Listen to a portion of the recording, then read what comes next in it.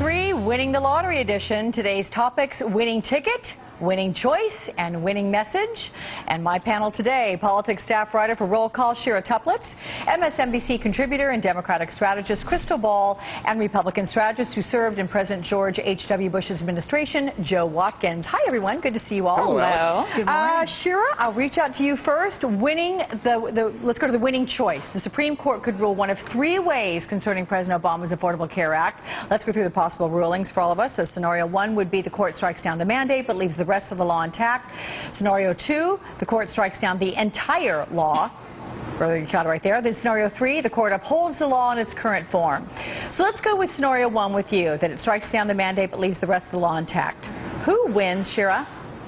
I think initially House Republicans and Senate Republicans and the Republican nominee, probably Mitt Romney, will win. They will celebrate. They will say this is unconstitutional. But this is really a loser in the long run for a lot of reasons, and because many parts of the law are basically unworkable if you strike down the mandate. And congressional members of Congress particularly will lose out in this sense because they will have to go back to the drawing board and figure out how to figure out the finances of this law. So I think a loser in the long run. Okay. Crystal, let's get to scenario 2 with you, striking down the entire law. What would that mean for Democrats? Would it be a major win for Republicans?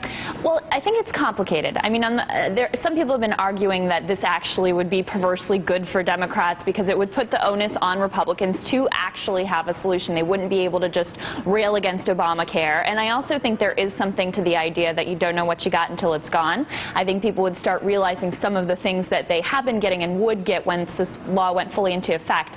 But I also think this would be a major loss for Democrats, and it would, assuming that Mitt Romney is the nominee, which it certainly looks likely, it would give him a clear distinction between his health care law in Massachusetts and Obamacare, being that his is constitutional and Obamacare isn't. Okay. Jill, let's get to scenario 3 here, the court upholding the law in its current form. What kind of card would that deal to Republicans?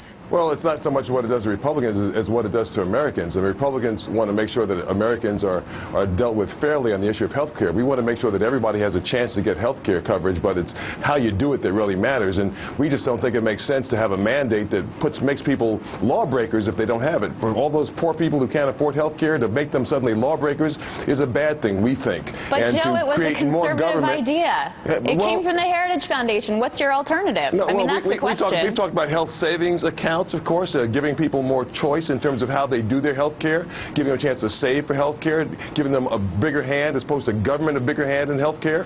That's the difference between the Republican plan and the Democratic plan. And there is no Republican plan. Win. That's the difference. I mean, one of the proposals, the Medicaid block grant to the states, would actually add up to 20 million new people to the rolls of the uninsured.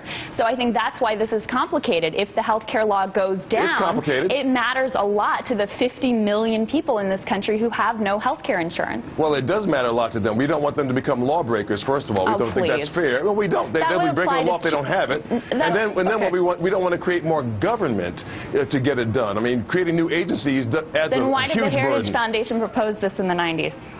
Why is it such a bad idea now when it was a great idea then? Well, what may have been proposed in the 90s may have been good for the 90s, but we're talking about the year 2011, Newt 2012. Gingrich supported it up till like 2008.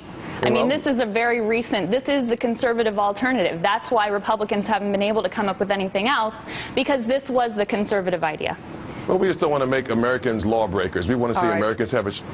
I know we're being cut off here. No, you're not being cut off. I just look, I'm going to go now to you, Shira, because otherwise that's Alex. That's the way it is. If some of the non-liberal Supreme Court justices are seeking to avoid the appearance that they are voting along party lines and they're trying to be non-political, that's in and of itself a political consideration. So they're essentially in kind of a no-win position, right? Right. I think no matter what, the way this decision will come down, it'll be perceived as very political. Whether it's 5-4 or another variation of the 9, I think it's going to be a very political decision. People compare it a lot to Bush v. Gore. Will it be as political as that? Maybe not. Let's remember they do issue an opinion. They go 5-4, but they also have the opportunity in the ruling to explain a lot of their decision. And I think in those words, especially if John Roberts is the one to author it, as many people suspect he will author the final opinion, I think it is a chance to be a little less political depending on what he writes and how he writes it. Okay. Shira, Crystal, Joe, I'm going to have you guys sit tight because coming up next with the Big 3, what is the president's new message and will it win him re-election?